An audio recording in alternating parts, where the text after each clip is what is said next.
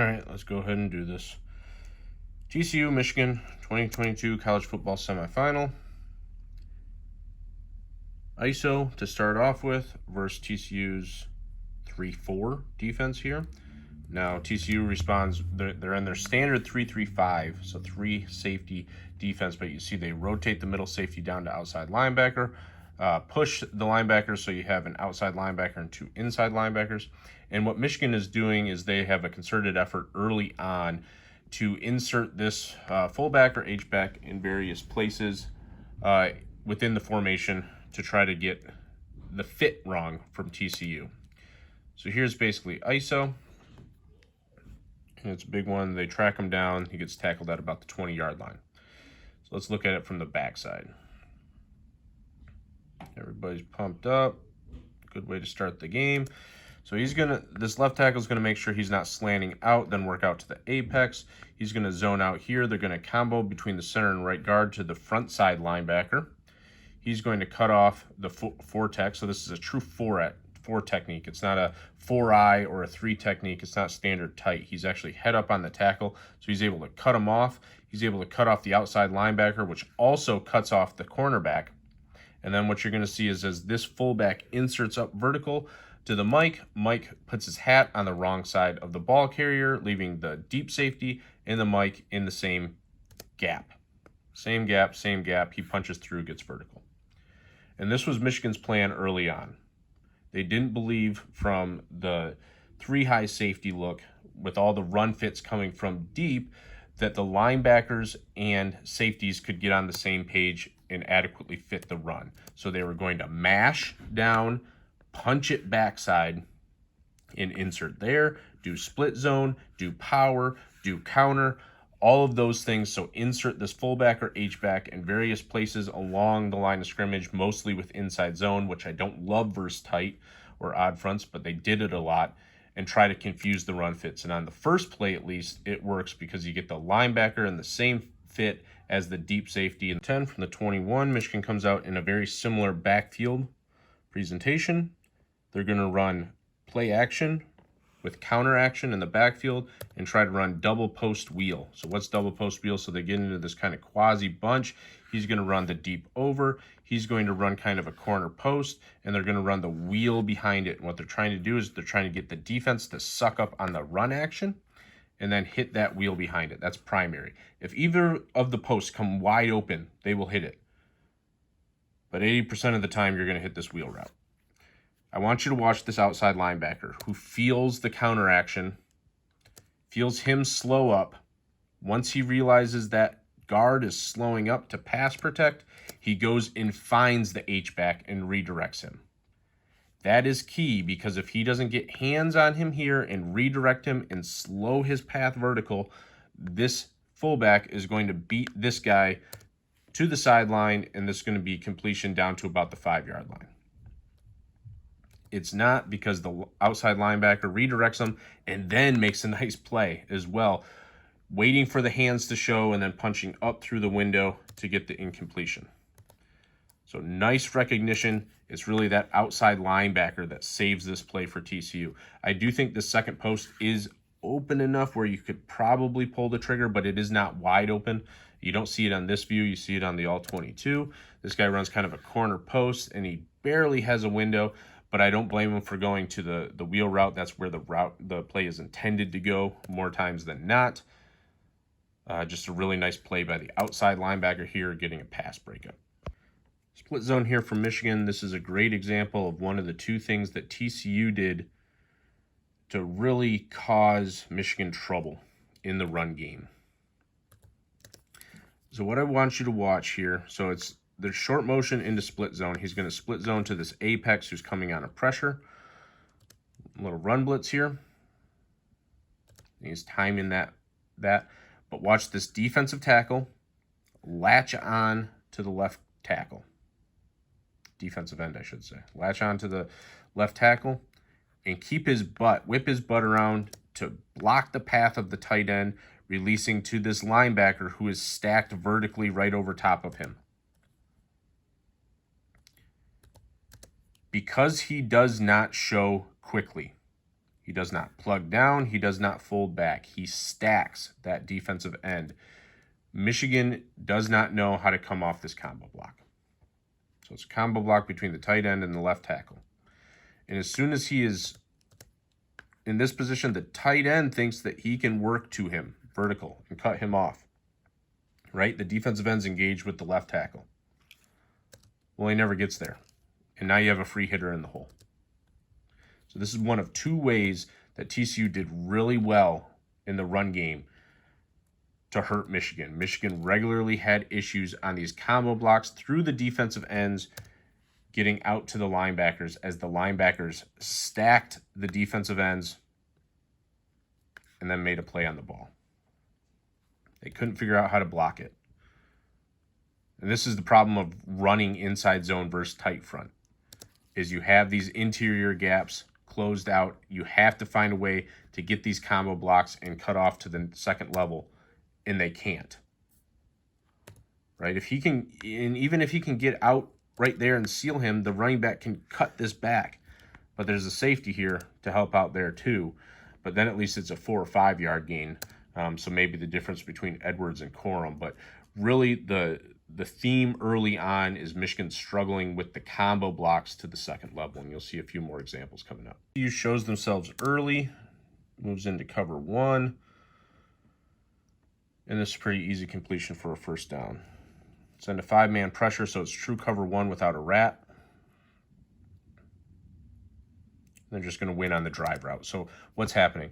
So he shows early here, so he's going back off of there. So you know based off of the rotation, with the way that they rotate, that it's probably not cover 3, but either way you know it's single high, inside leverage here, inside leverage here. That's a predominantly cover 1 look. They're bracketing the tight end being up on the line of scrimmage with him off. Why? Because this is a consistent drive formation. It's kind of a tip, right? If he's up on the line of scrimmage and he's behind him, usually he's going to work under him. So they're going to bracket him, but what you're going to see is he just wins straight off the line of scrimmage. He doesn't wait to run the drive. He goes. And you can see he's already won leverage-wise. Just run away from man coverage, go get the first down. So very simple read. McCarthy, the quarterback, gets the pre-snap look because they show early. All right, let's go. Show early. He starts to cheat it. He has a good view of it. You saw the hard count. Gets a view of the coverage, gets the tip he wants, makes the throw, gets the first down. I'm not going to spend a ton of time on this, but again, it's another example of what Michigan's trying to do, again, from 21 personnel to the 3 high defense. So this is basically, it might be duo. To me, it looks like almost split zone. He is going to split out to the overhang, and they're all going to zone block to the left. It ends up like duo versus this kind of 3-4 look. But all you're doing is you're running everybody's zone to the left. He kicks out the end man on the line of scrimmage. He actually takes himself out of the play, so then he goes to look for work vertical, and they're just trying to mess up the fit of that 3 high player. Who's the safety that's coming down that has to be in the fit? Now here they fit it correctly, right? So it's not a problem. You're going to get a pretty good crash down here, right? They get pretty good movement here.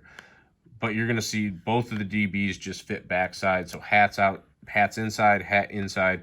They got 2 there, and he's not able to drive. Usually Michigan in the past on these sorts of situations has been able to take this for, right, you're meeting a defensive back 4 yards into it. You're able to drive another 2-3 yards here and get down to the 4-3. Nice solid tackle. This only gets to about the 6-yard line. So it turns into 2nd and 6.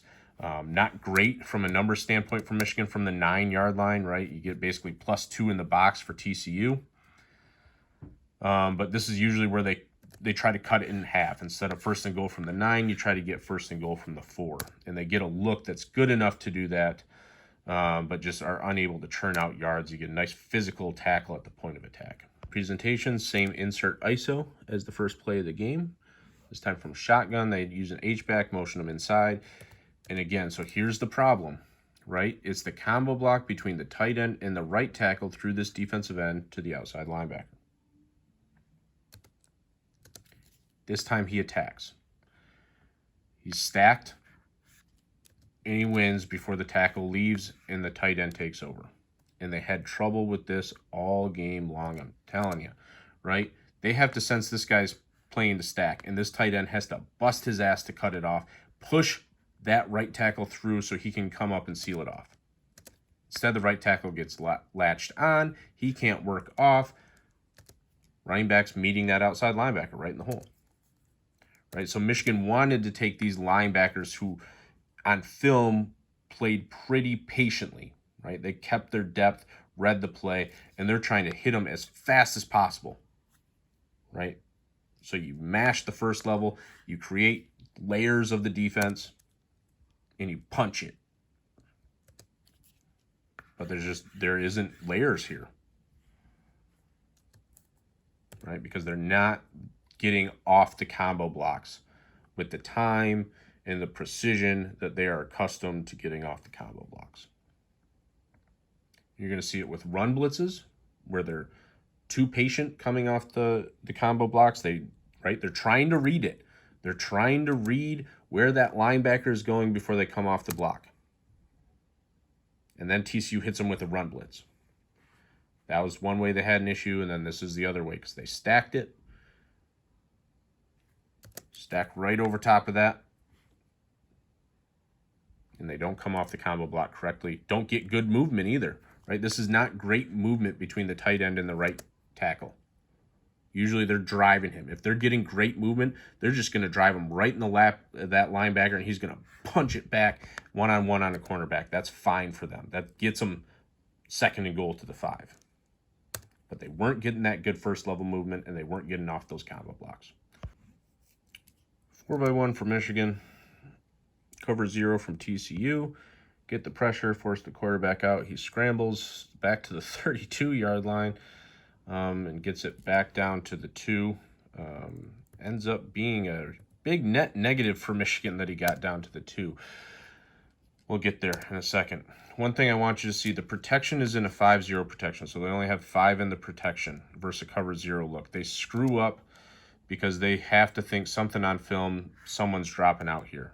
But no one drops out. They don't block the most dangerous. He's able to get through clean. That's a big deal because versus cover 0, you're going to get a vertical runoff, corner runoff. He's going to run a delayed slant versus this guy. He has inside leverage, and he has a touchdown.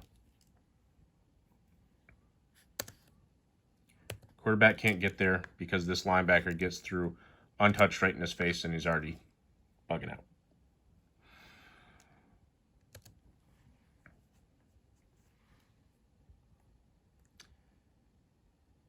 So, is what it is.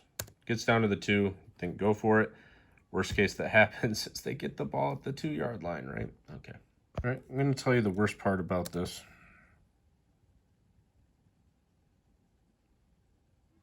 One, the sweep has a good chance of working, actually. But here's the worst part of it. The reason you go for it on 4th down, on 4th and 2. So people are going to complain they ran Philly special, right? So you do the end around, reverse, throw back to the quarterback.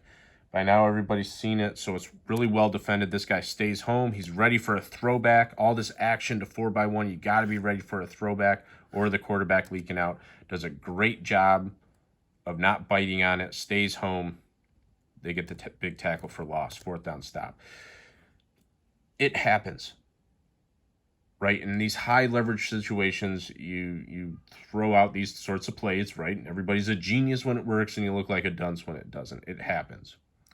So I'm not really upset about the call. What really hurts Michigan here is it's 4th and goal from the 2. The reason you go for it on 4th and goal from the 2 is because if TCU gets the ball back, they're backed up into their own end zone, right? The 2-yard line, the 1-yard line, something like that. But with the play busting as bad as it does,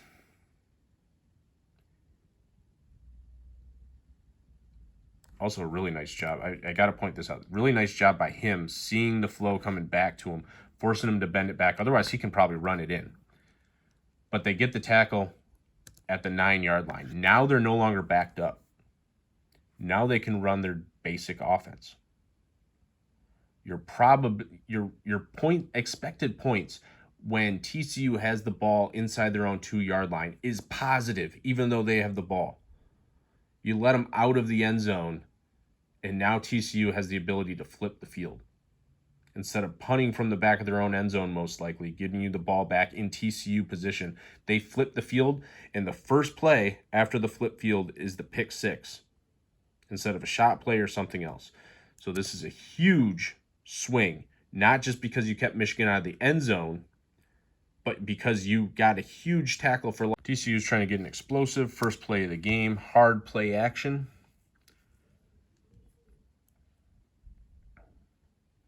Turns into cover 3, basically, for Michigan. So they're going to rotate this guy. So you're going to see kind of the bracket look early. They're just going to rotate him to deep third. He's deep third. He's actually deep third, but they're just going to lock him in man coverage.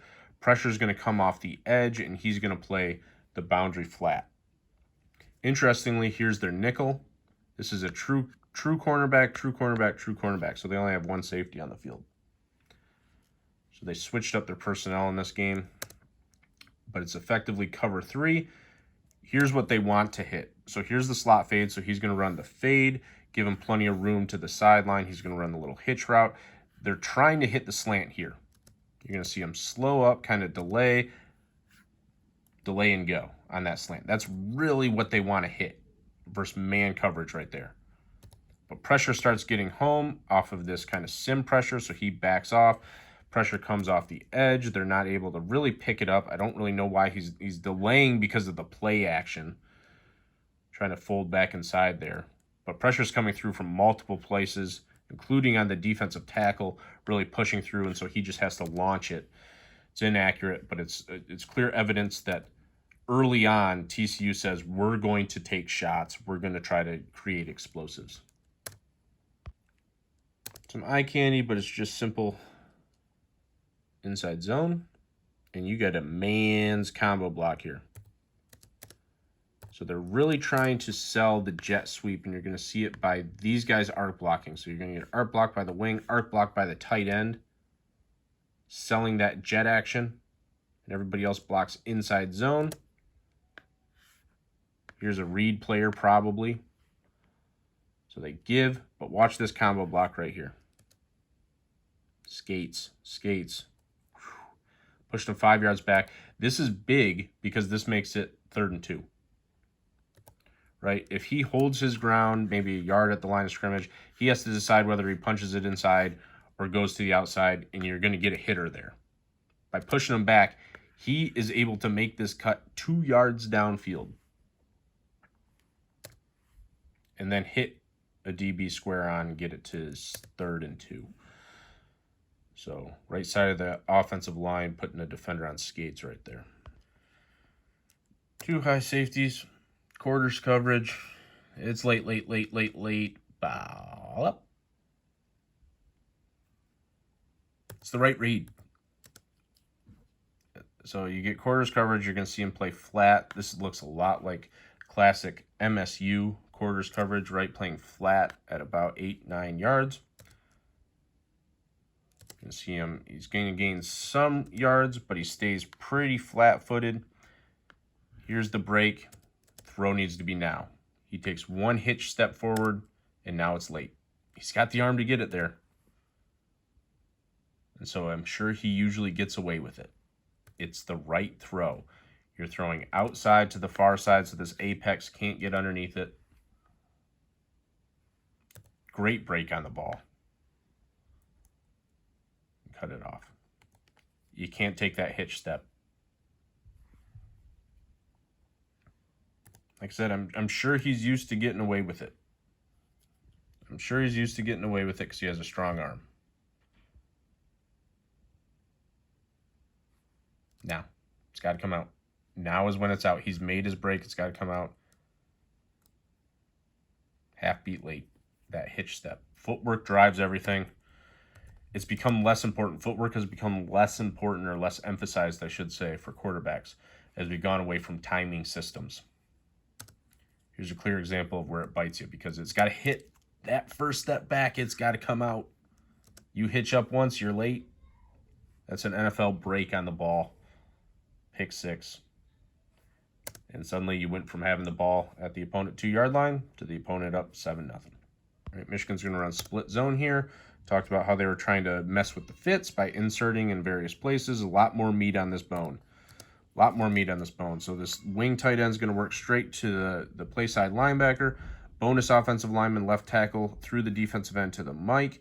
Center and center is going to work the nose. Right guard and right tackle are going to combo through the defensive end to the most dangerous of this guy or the cornerback. And they decide to block out to the cornerback. That's fine because punch it. It's sealed. Punch it. He tries to go inside the tight end. The problem is the footwork. This is a problem that Edwards has. His footwork can get sloppy in the backfield. He's trying to be patient, but look at the big hop step he takes. Why are you hopping? Now you're late. Punch it. You want to be patient, but you don't want to hop. And he hops like that. Now he's late. He takes 2 extra steps before cutting it back. He gets there late. That allows the linebacker to make a play on it. Even if he doesn't, because he's late, now the safety coming down is going to contact him at about 3 or 4 yards, turning it into only a 5-yard gain when it should be a 6, 7, 8-yard gain if he gets his foot in the ground right there and punches it. I mean, look at the root out here. Boom, hat inside. He's going to root him out. Punch that baby right through there. And then this safety has to tackle you, and if he doesn't, you're trying to beat somebody to the end zone like you did the first play of the game.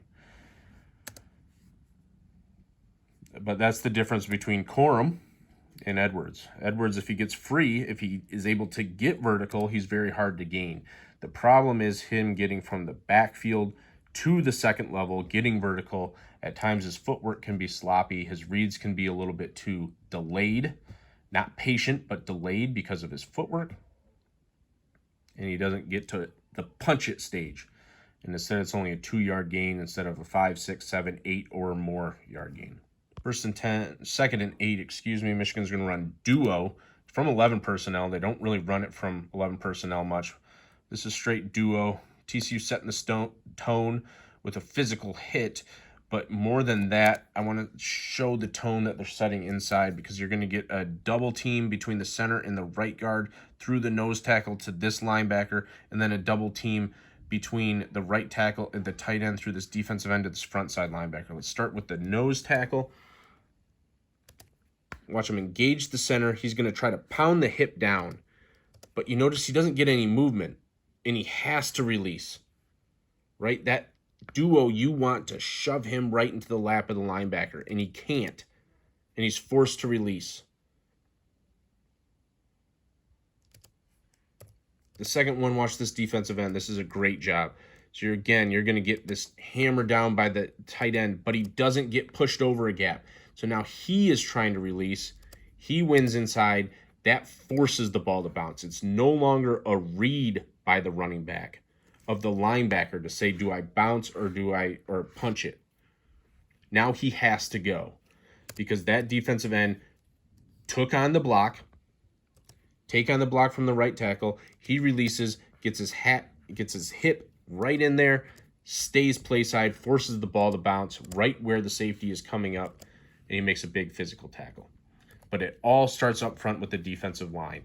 I talked about this pregame. This defensive line is very underrated from a run defense perspective. Look how they kept the linebackers clean, linebacker able to flow, because the right tackle has to rush out to try to get him. And then they make a big hit. Have to confirm your pre-snap reads with post-snap coverage. McCarthy gets tricked. Not where the ball should go. See it better on all 22. You don't see it here. You're going to see the safety start creeping to the middle of the field. What does that show to the quarterback? Well, it shows probably something like poach or single high coverage. Poach being a quarters coverage, where he would basically be man here, and they would have a bracket on the tight end with him and him. Cover 3 would be him middle of the field, but they don't run either of those things. They actually have a bracket to the boundary here. He's going to jump outside because he has over-the-top help. Or he's not jumping outside, but he's playing the low shoulder because he has over-the-top help. And so there's no way he can break back. This is the read if you have one-on-one coverage, right? So he has no help over the top, so he has to be leery of that vertical route. But he has over the top help, and he just sits on this route the whole way. Because that safety is not rotating over, you end up with 3/3 here, and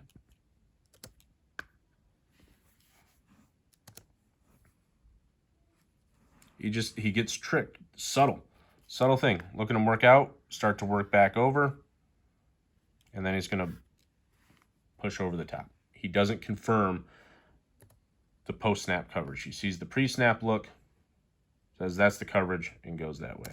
So, learning opportunity, especially with these 3 high defenses, right? You get a ton of disguise, right? Even though this isn't a 3 high safety look, right? This is your basic 2 high. It's all about disguise. They're going to show you one thing. They're going to show you movement and rotation pre-snap, and they're going to do it to trick you. And in this case, they have a bracket or cover 2 over here. And this route is 0% open. He slips anyway, but it's just not open. It's never going to be completed. 1st and 10 TCU.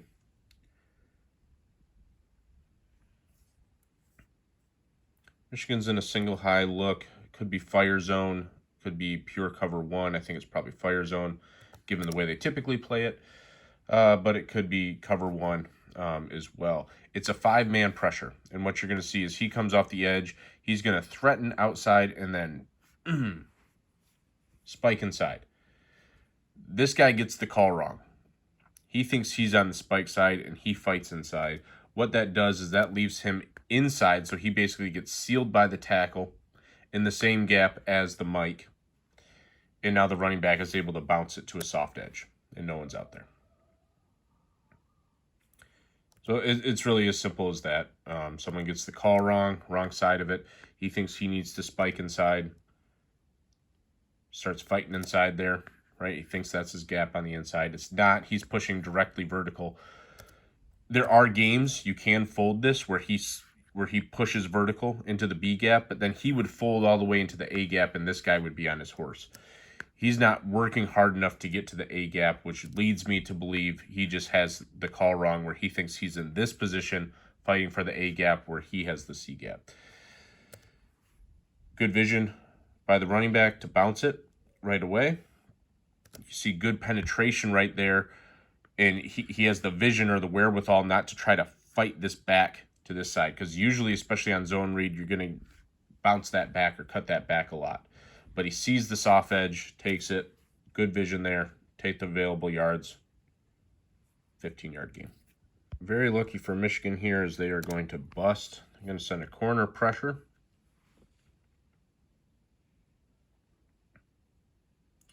Pressure gets home, forces the dump off, incompletion. However, corner pressure, this guy needs to get over the top. Watch this corner route break wide open.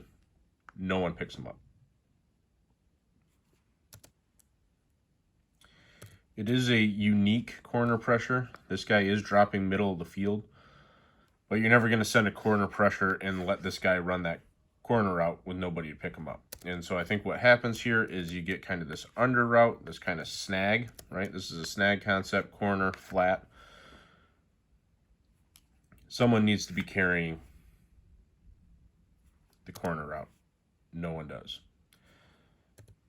So big bust, pressure gets home from multiple spots. It's actually lucky that the pressure gets home from the defensive tackle position, because right here, because that's really what gets in the quarterback's field of vision and forces him to dump it off, feeling he doesn't have the ability to step into a throw to the corner that is wide open. So Michigan avoids a catastrophe early. Bust on defense. 1st and 10 for TCU after Michigan jumped off sides and the quarterback scrambled for a first down. Drop 8. Cloud cover 3, drop 8. Don't see that much from Michigan. Great adjustment here by the wide receiver. So what you're going to get is he's going to drop deep third, middle third. He's going to play cloud, and he's going to rotate over the top. So depending on where the quarterback's looking, he could think if he sees the field safety working over the top, he could be thinking too high, right? That's kind of what you're kind of changing the picture a little bit for the quarterback, making it difficult for him to read. But of course, the twist up front does not get good pressure. And Michigan has to be careful because of his legs. They have to be careful on how they charge. They can't be out of control, and they know that. So that gives him time to survey the field. You can see on this side, they're running kind of a verts concept here, thinking more along the lines of cover two. And you can see that's where his eyes are going. What happens is he comes back. This is a 4 verts play. That's all it is with a drive underneath it. He wants to hit the 3-man side. Now, so you're going to see him, and he's going to abandon his route, start the scramble drill. This is a great job finding the soft spot in the zone underneath the over-the-top coverage, right, but over top of the defensive end that's dropping, right? So this is a defensive end that's dropping into the boundary flat. Michigan does that quite a bit, but that's the soft spot in the zone.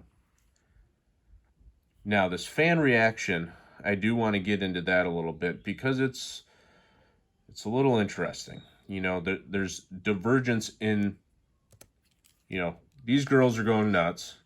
This guy is, you know, you don't need to drink a beer like that. But, you know, on this side, they're just really going through the motions. I don't know if they believe yet, right? They're just kind of going through the motions on this side. Yeah, you know, the frog fingers, but just an interesting range of reaction there after a big first down game. All right, 2nd and 6. Michigan's going to trigger a safety into the run fit. This is a very run-oriented defensive call. You get the fake jet motion, then the fake split zone RPO into the flat. He gives because you're going to see this guy stay square. He's squeezing a little bit, but he stays square, gives the give read for the quarterback. This plays right into Michigan's hands. They have the linebacker trying to overlap for the tight end, right? So he's overlapping on the tight end. Safety is not accounted for by the blocking scheme. You can see this left tackle chasing the linebacker, and safety's right there to make the tackle, except he doesn't. You know, you have an opportunity to make it 3rd and 6. You miss a tackle, it becomes 3rd and 2. So, right call on for the defense. Missed opportunity for them. The safety pressure. TCU goes hurry up. You can see there's 30 seconds on the play clock. 3rd and 2. Again, slide RPO, same scheme, but interesting use of personnel here. And Michigan just again misses a tackle. So you're going to see TCU is going to hurry up, sneak the wide receiver into the sniffer position, get real nice and squatty and low, hide him back here. Tight end is going to set a block. Michigan's actually in cover 1, pure man, so as he slides across the formation, you see the nickel follow. You're going to see him go and try to block the nickel, right? Man coverage, block the man coverage. This time he predetermines the slide RPO, I think. He doesn't really read because he's staying very square. And this is good enough probably to pick up on the ground. But because it's a wide receiver, I think he predetermines the read. He goes and gets the crack. They do a nice job exchanging the crack. Right? This isn't the last time they're going to do this. It's a nice recognition in man coverage on the opposite side of the field to exchange that crack. He triggers on it, has an opportunity to get him off the field. TCU probably goes for it on 4th down. They do that at a high rate there, but you have an opportunity to get to 4th and 1 and a critical stop there, but another missed tackle. 1st down. That's the challenge, though, right? You sneak a wide receiver in here. You can predetermine it. You can get a nice little arm angle there to get it wide because the defensive end's kind of sitting on it. Nice arm angle, and then you have an athlete in space, makes a play, gets the 1st down. So again, feels like a bust by Michigan. Great read by the quarterback here as he gets the mesh charge. But you're going to see both of them attack the mesh point, which doesn't seem right because if someone's attacking the mesh point or attacking the running back, someone should be flowing over the top. And you see the linebacker immediately flow over the top this way. Nobody flows back opposite, which makes me think this guy has the call wrong because he's not going to chase the running back down the line of scrimmage or charge that mesh point without somebody exchanging for him to have the backside.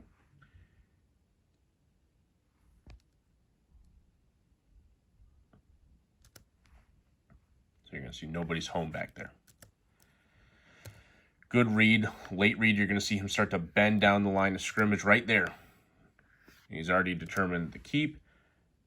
Good job on it by the quarterback, going and getting himself a big first down. But again, it looks like a bust by Michigan to me, as that linebacker goes that way. He works to the slide RPO. Maybe this guy could come down and make a play immediately, but I'm doubtful of it. So to me, it looks like a bust near the goal line. It happens. Everything gets sped up near the goal line. This is why read reps, you need a lot of them near the goal line, right? Because everything's happening so fast. Very good job on that read by the quarterback. Go get the first down. All right, 1st and 10 for Michigan. Inside zone proving to be inefficient, so they go with pin and pull. It's one of the things that I predicted.